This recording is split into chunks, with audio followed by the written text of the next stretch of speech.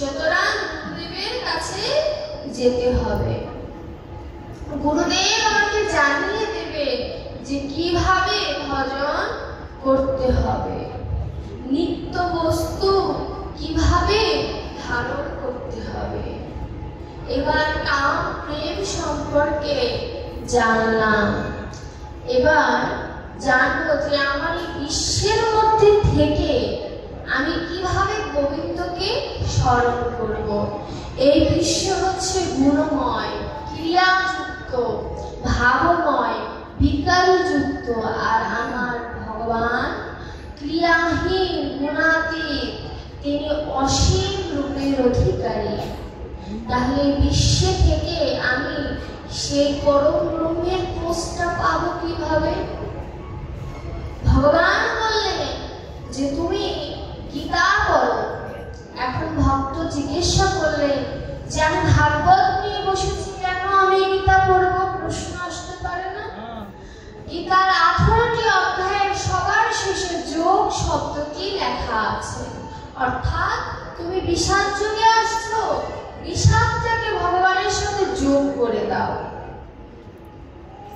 তুমি ভক্তি যুগে আছো, ভক্তিটাকে ভগবানের সাথে যোগ করে দাও। তুমি মোক্ষ যুগে আছো, মোক্ষটাকে গোবিন্দের সাথে যোগ করে দাও। ভক্ত বলল, তাই কি আবার হয়?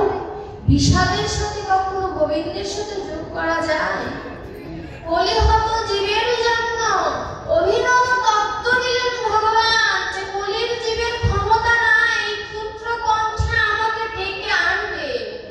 এর জন্য এই গুণময় বিশ্বে থেকে তুমি তোমার দেহের সকল কিছু সেই গোবিন্দের সাথে, পরম ব্রহ্মের সাথে যদি যুক্ত করতে পারো, গোবিন্দ এ জন্মে না হোক পরজন্মে তোমায় ঠিকই গ্রহণ করবে।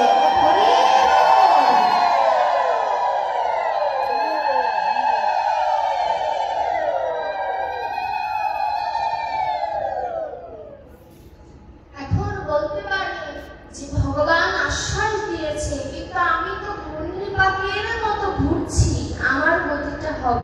যাতা দেখেছেন? বলুই, আমি দেখেছি, আমার তাওই মশাই ছিল। আগেকার মানুষে যে ঘুরে ঘুরে গম ভাঙতো না, ঘুরে ঘুরে ডক্টর মহানব্রতজি বললেন যে আমাদের এই বিশ্বটা একটি বর্তুলাকার দ্রব্যের দ্রুত ঘূর্ণিপাকের মতো ঘুরছে।